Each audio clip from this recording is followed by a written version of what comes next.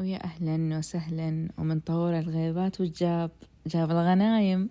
يلا دحين لفة في سنتر بوينت عشان أغراض المدرسة، ولا تنسون اللايك والسبسكرايب يسعدني جدا.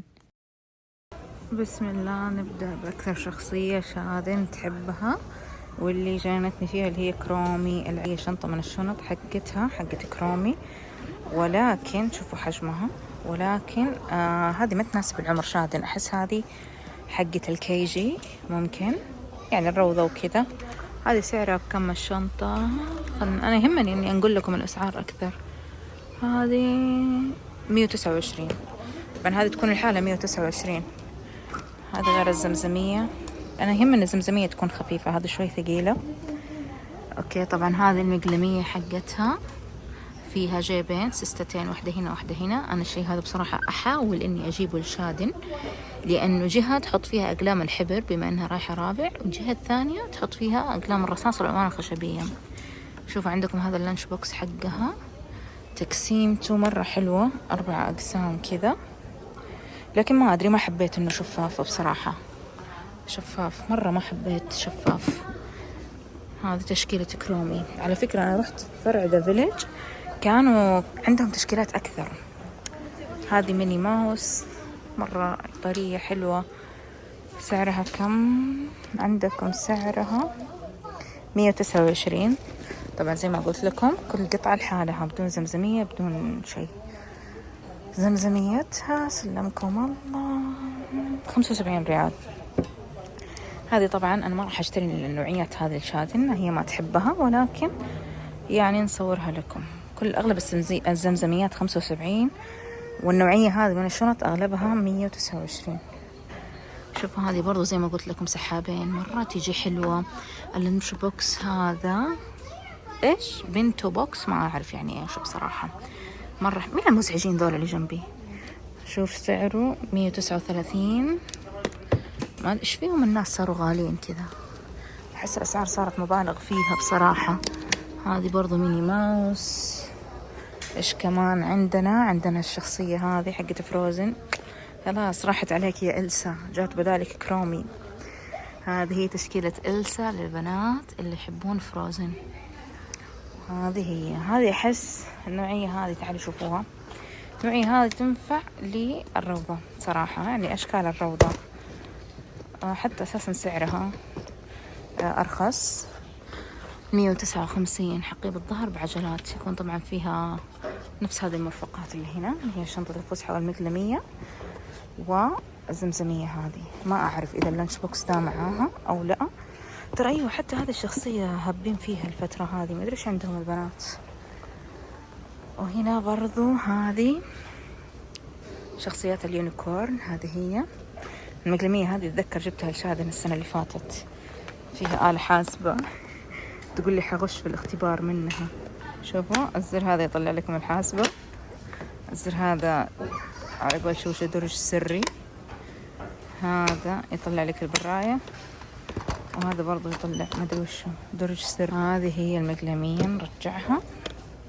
اليونيكورن هذه هي تشكيلته. في عندكم شنط تجي على الظهر، وفي بعضها الشنط على انه سحبه على الظهر. الله، هذه الشنطة مرة حلوة، شنطة فسحة، بس أحس حجمها مرة مبالغ فيه، يعني أحس صعب البنت تاخذها وتطلع كذا الفسحة مع البنات، أحس مرة صعب.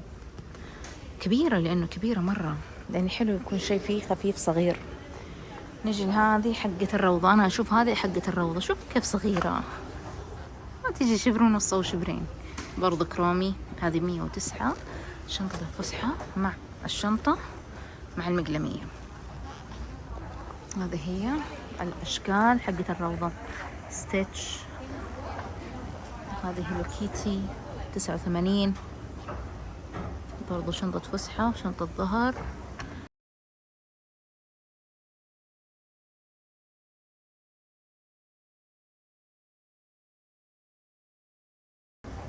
عندنا هذه برضو، عندنا ستيتش.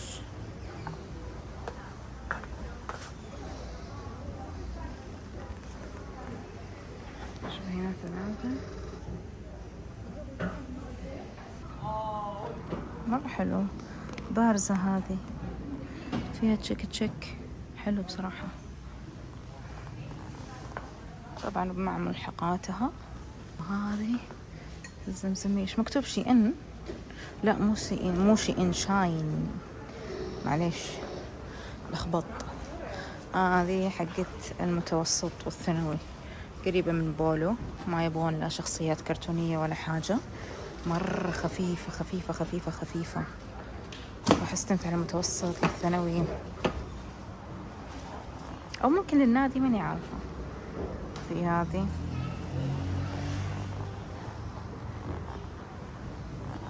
يلا بسم الله ننتقل للجزء الآخر. هذه كلها، هذه كانت السنة اللي فاتت شفتها عند الوسام أو أبو خمسة، اللي هي تجيكم من هنا الزمزمية مكانها هنا درج صغير، وهنا أو عفوا هنا اللانش بوكس، وهذا الشنطة. هذه 109. أنا هذه شفتها في ذا فيليج، مرة عجبتني، مرة. شوفوا كيف شكلها. الحين أوريكم إياها وأوريكم إيش الشيء اللي عجبني فيها. شوفوا كفرها كيف، مرة الكفر حقها حلو، تحسينها تعيش يعني.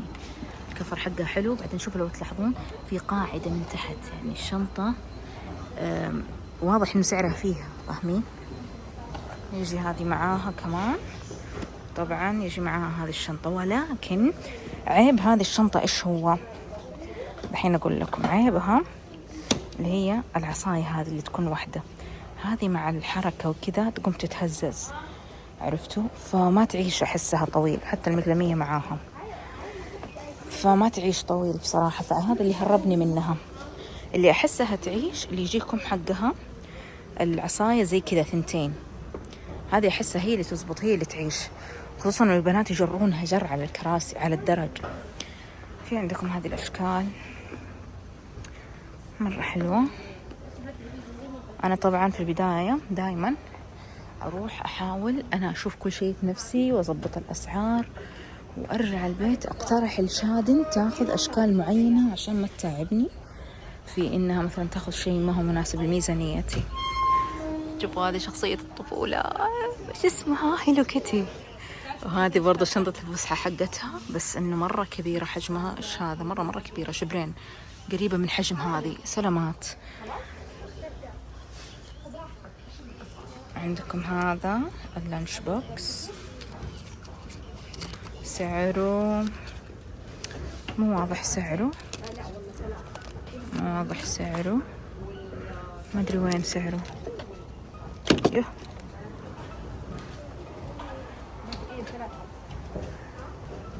سمارت أو شيء زي كذا. طبعا اللانش بوكس تقدرون تنسقون فيه أشياء مرة كثيرة. برضو نفس المقلمية هذه موجودة في الكوليكشن حق هيلو كيتي. الشنط هذه هي أشكال وألوان، هذه اللي فوق بس حقت ظهر، وهذه اللي تحت معاها حقت سحب العجلات الكفرات. هذه الشنطة هذه ظهر بس. نيجي لكرومي اللي أزعجتنا، هذه برضو زمزمياتها. إيش هذا؟ إيش تنفك وتنصب كذا؟ والله ما أدري. أوكي، طب إذا سوينا كذا ما تنفك، زر أمان يعني. تمام. هذه سعرها زي ما توقعت 75. كل شيء عندهم الزمزميات ب75. هذه شنطة الفسحة حقتهم، وهذه الشنطة العادية أعتقد ما تناسب شادن. الحين هي إن شاء الله حتكون رابع ابتدائي، فما تناسبها النوعية هذه من الشنط. مو مرة عجبتني والله. هذه مرة حلوة، تجي مرة حلوة. هذه الأشكال البنات المتوسط حقين المراهقات هذول. في عندكم هذه اللانش بوكس، هذا مرة كيوت، هذه ما هو مزعج، لونه مرة لافندر، هذه مرة حلو. طبعا هذه حقة الأولاد، بصور لكم إياها كذا لمحة سريعة من بعيد، الصور خارجية. هي هذه سعرها 199. لمحة سريعة عشان أنا اهتمامي أكثر في البنات. هذه بصراحة مرة مناسبة يعني للأولاد بصفة عامة، أسود بدون شخصيات بدون شيء، خصوصا اللي على قولهم في السن الحائر اللي ما هو عارف وش يبغى في حياته. وهذه هي حقة الأولاد.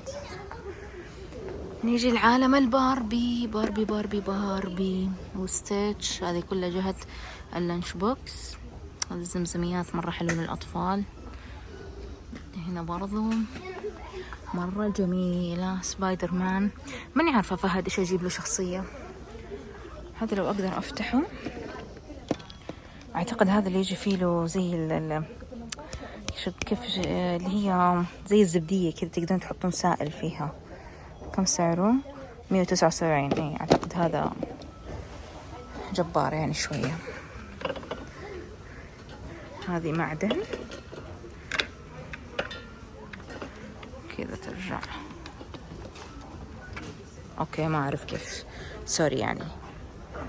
الله، هذه حقت السعودية، سعودي ارابيا. شاهد الجهة الخلفية. اوكي، كينجدوم اوف سعودي ارابيا. اتوقع هذه حنحتاجها في اليوم الوطني. ايش رايكم اخذ؟ والله باخذها، واي نوت. 22 ريال. هذه 2 خلنا نشوف 5 6 اخذها. ما ادري، احس مو وقته. خلينا نشوف حقنا المدارس. في هنا الجهة هذه برضو، هنا جهة الأولاد. أعتقد هذه حقت الحضانة، حقت الحليب ولا علب وجبات خفيفة. سناكات وكذا وفواكه. صندوق غداء. أعتقد هذه حقت الدوام، أتوقع يعني، ما أدري، ماني متأكدة. شوف، مرة حلوة، مرة حلوة. طبعا ما هي قزاز، مو قزاز، بس انه شكلها فخم. ستيل. اوكي، علبة طعام ستيل. كم سعرها؟ 75. والله مرة اوفر، مرة اوفر. ايش اللي 75 معاها شنط؟ اعتقد هذه للدوام، شيء كذا فخم. والله حلوة، ليه ما اخذها انا بدل البلاهة اللي اخذها معايا في الدوام؟ والله حلوة، واي نوت. ايش هذا؟ والله ودي اخذ اشياء زي كذا الدوام، بس اخاف يضحكون علي. اوكي، لا ما تكفيني انا، عشان ابغى احط فيها زمزمية واحط كوب القهوة، فما تكفي. اوكي، هنا ماينكرافت للاطفال. هذا والله خامته حلوة من فوق. خلنا نشوف تقسيمته. بسم الله. هذه كيف تنفك؟ اوكي، من الجنب. يا ساتر، وش العنذة؟ هذا كله عشان ينفك. اوكي، حتى التقسيمة بايخة، ما حبيتها، فكتها مرة صعبة على طفل. ايش هذا؟ 4 لازم يفتحها. مرة اوفر بصراحة، حتى ما تتقفل زين. هنا هذه برضو أشياء بسيطة زي اللي هناك، لكنها للأولاد. هذه مرة حلوة، أحس هذه الحضانة بصراحة. خلنا نشيلها. هذه كم سعرها؟ 69. مقلمية، شنطة لانش بوكس وشنطة عادية. هذه هي أشكالها، ابتداء من 69 ريال. شوف الأشكال: سبايدر مان، ديناصور، سونيك، باتمان، سونيك. في هنا عندنا برضو سبايدر مان. اعتقد فهد السنة هذه حياخذ سبايدر مان بصراحة، ما ادري ليش صاير يحبه مرة. شوف هذه الاسعار ملخصينها لكم. شكلي بدور على كل الطاولات اصور لكم هذه الصورة. اللانش باك 65، اللي هي شنطة الفسحة. وينها هذه. ساندويتش بوكس 129 اللي هو ذا. ايش فيها؟ الدنيا غليت. شنطة الظهر اللي هي الباك باج 159 اللي هي هذه العادية. وعندنا ترولي باج 189. وين الترولي باج؟ اللي هي هذه. بسم الله، هذه وين حقتها؟ اوكي، تنفك من هنا وتطلع هنا. اخس يا فن. حلو، مرة حلو. وهذا اللون الثاني منها. هنا عندكم برضو ماينكرافت، هذه كلها ماينكرافت والكورة.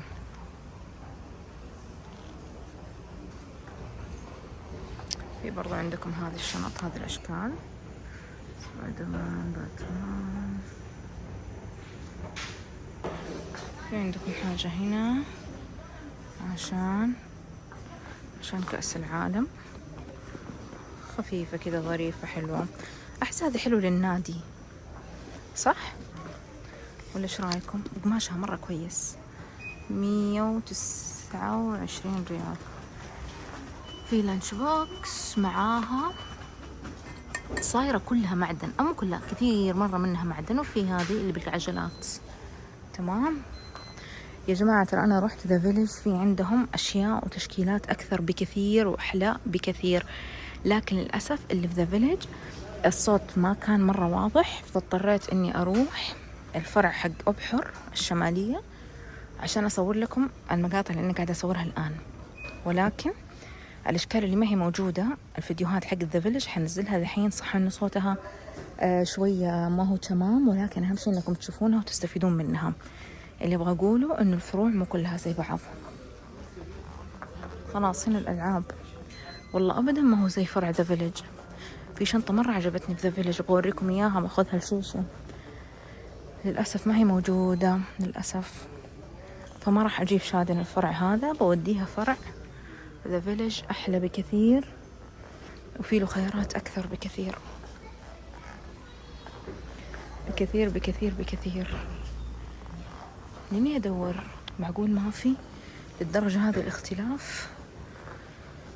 هذا المج حق المراهقات هنا، وهنا جزئية الباربي. للأسف الإضاءة مرة سيئة، فما هو باين درجة اللون البنك. يجنن مرة، كل شيء حلو حق باربي كيوت. في طبعا أكثر من نوع من الشنط، في بعضها اللي تجيك على الظهر بس، وفي اللي بالعجلات. وهنا فروزن. طيب خلينا برضو نشوف أشياء ثانية. شوفوا زي هذه الترنجات، أحسها مرة ضرورية، مرة تكون ضرورية موجودة. شوفوا زي هذه الترنجات، أحسها ضروري تكون موجودة. الأطقم اللي زي كذا مرة مفيدة. ليش؟ الحين أقول لكم. صار معايا موقف، يعني قلت إنه ضروري هذا الأشياء تكون موجودة. في مرة فهد مكب كلوركس على الملابس حقة المدرسة حقته، ملابس المدرسة حقته قريبة من هذا الموديل، نفس الفكرة. على طول رحت سنتر بوينت، حاولت إنه يكون في أي شيء قريب من لبسه، وفعلا اشتريت البلوزة حقت بولو زي كذا مع بنطلون زي كذا. الحمد لله كان على نهاية الترم الدراسي، ولكن حلو إنه يكون في يعني حاجة للطوارئ زي هذه. شوفوا هذه مرة حلوة، تو باك، يعني تجي حبتين مع بعض، مرة مرة مرة حلوة. مو شرط المدرسة، ترى حتى في الملابس يعني إنه يلبسها بصفة عامة مرة تجي جميلة.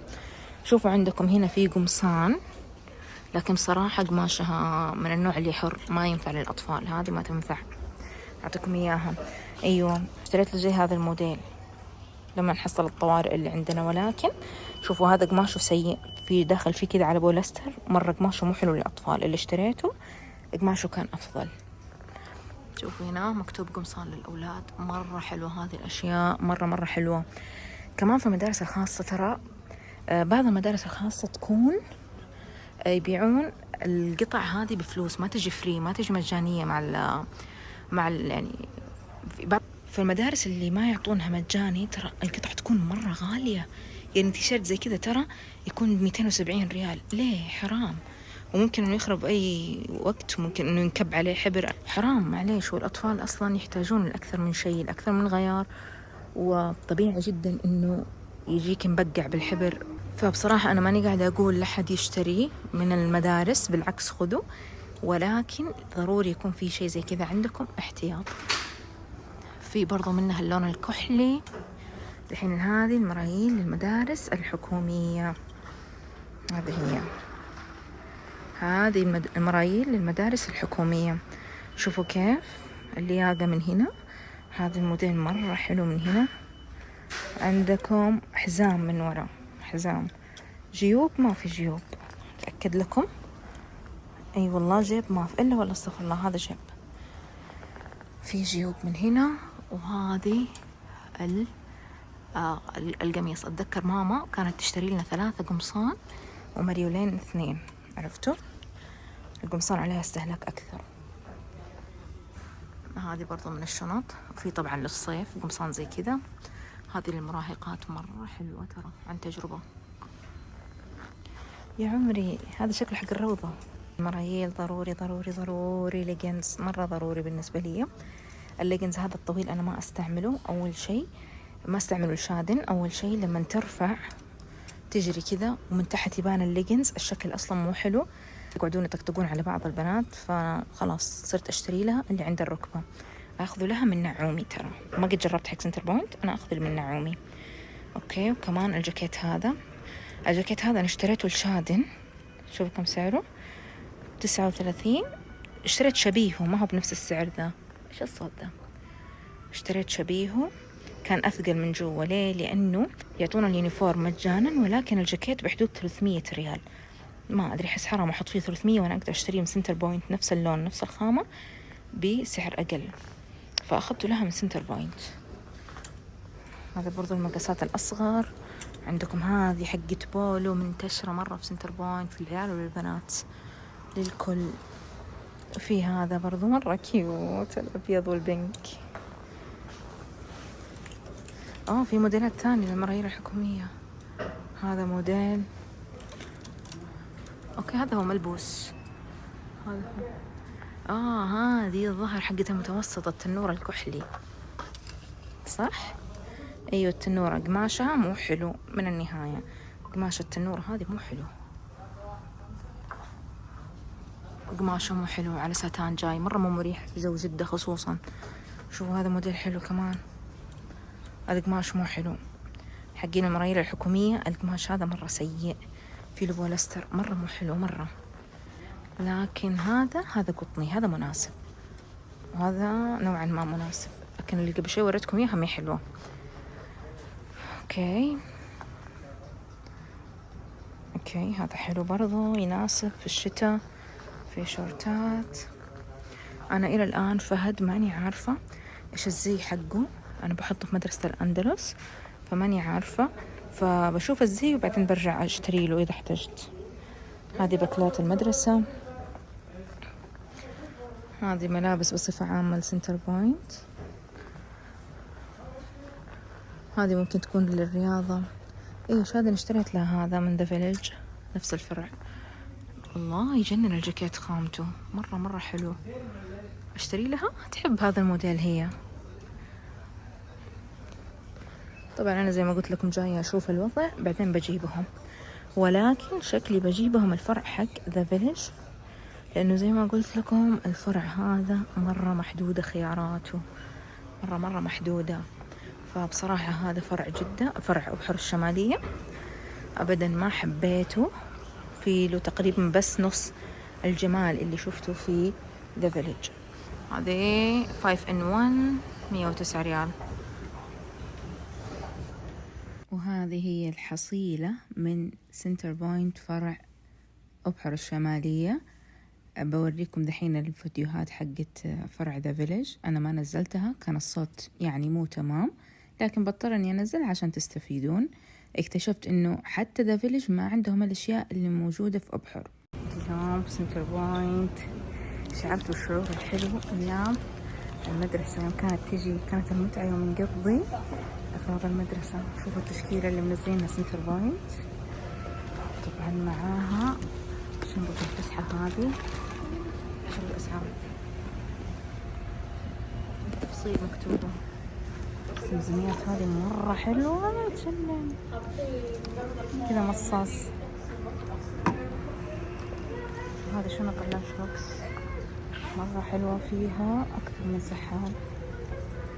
في عندكم الشكل هذا اللي يجيكم فيه حبل، مرة التشكيلة هذه حلوة. في برضه التشكيلة هذه مرة جميلة، بس هذه أعتقد ما يجي فيها لانش بوكس. هذا اللون يجنن. يا الله ابغى ارجع صغيرة.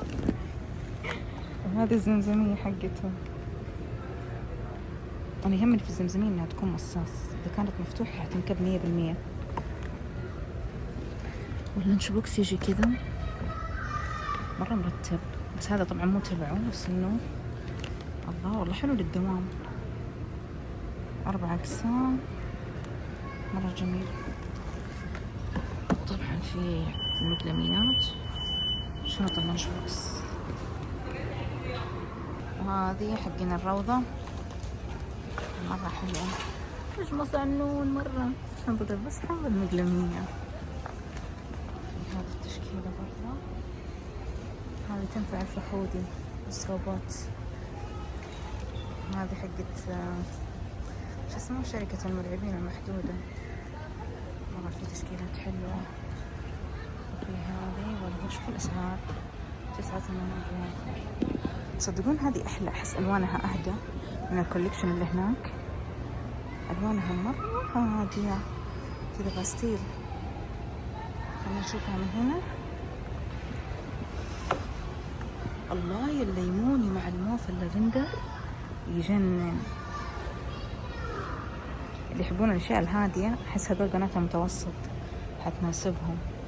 حتى المقلميات شوفوا لها سحابين. الزمزميات رايقة صراحة مرة حلوة. شوفوا الأسعار اليوم.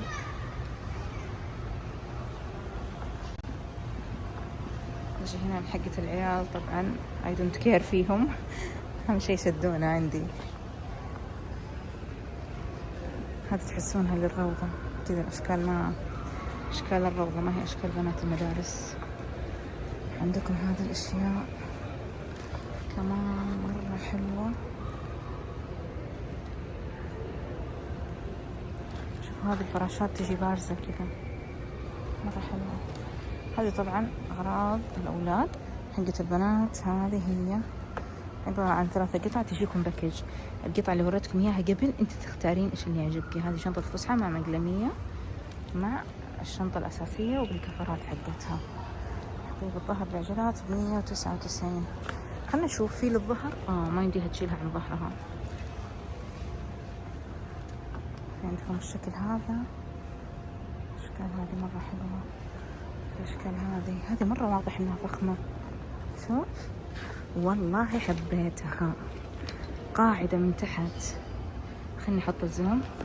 شوفوا كيف قاعدة من تحت. أوبس كذا قاعدة صلبة من تحت، تحس إنها كأنها شنطة سفر. خلنا نشوف. والله حلوة. ومن هنا كذا، بس ما أدري ما معاها مقلمية والملحقات الأخرى، غريبة. لو معاها أحلى، بس مرة حلوة بصراحة. كيف سعرها؟ مكتوب سعرها 107. طيب شوفوا، طلع في منها كثير والله في الجهة هذه. مرة حلوة، يجي معاهم ملحقاتها، لكن عيبها العصاية الواحدة، هذا عيبها صراحة للأسف. دقيقة، هذه للأطفال حلوة للروضة مرة مرة جميلة. في شخصية اللي هي كرومي جننتني فيها شادن. شوفوا في منها على الظهر وفي منها كولكشن اللي الكفرات. اوكي حلو. الشخصية هنا شوفوا في المقلمية وشنطة الفسحة، يعني يبغالكم تلقطون. هذه كرومي، أو هذه حجم للروضة مرة كويس. ستيتش برضو هبلوه بنا فيه شنط ستيتش. هنا فروزن، خلاص يا فروزن راحت أيامك. هذه الشخصية حلوة بصراحة. يا ويلي يا كرومي يا ويلي، والله يعني متفردين مرة. ستيتش برضو بجيبها هنا، لازم تجي. شوشو زمزميات، شخصيات كرومي. الله يا تاما، الله أيام طفولتي. زمزميات حلوة يا أخي. الزمزميات تسحرني، ما أعرف ليش. بصور الشادن وارجع لكم. بعد ما خلصت من سنتر بوينت واشتريت شوية أغراض ملابس الشادن وفهد، أشياء كذا يومية، بعدها طلعت، طبعا ما اشتريت ولا حاجة من سنتر بوينت، طلعت رحت السينما أنا وماما، تفرجنا فيلم كذا، قلنا نغير جو ونستمتع. فطلعنا موفي ذا فيلج، بصراحة مول جميل صغير محندق. فدخلنا فيلم واستمتعنا. طبعا طلب المعتاد فشار كراميل مع ملح. وهذه الشنطة جاتني هدية من أخواني في عيد ميلادي، فإيش رأيكم فيها؟ جدا جدا جدا حبيتها. على فكرة أنا ماني عارفة اسم البراند، فاللي تعرفه تكتب لنا إياه تحت. بعدها طلعنا من الفيلم متوجهين على البيت، وماما كانت مرة معصبة، شوفوا كيف حتى تمشي مرة بسرعة، معصبة الفيلم أبدا ما عجبها، وكذا خلاص تحسونه تبغى تنفجر في أي أحد. فمشينا رحنا شوية، كنت أحسبها حتنبسط لكن للأسف مو مرة انبسطت. وصلت لنهاية الفلوج يا بنات، وأتمنى منكم تساعدوني في إنكم تعطوني أفكار للفلوجات اللي تبغونها عشان تساعدوني في هذا الموضوع. ويعطيكم العافية، ودامكم وصلتوا لهنا لا تنسون اللايك والسبسكرايب، نشوفكم على خير.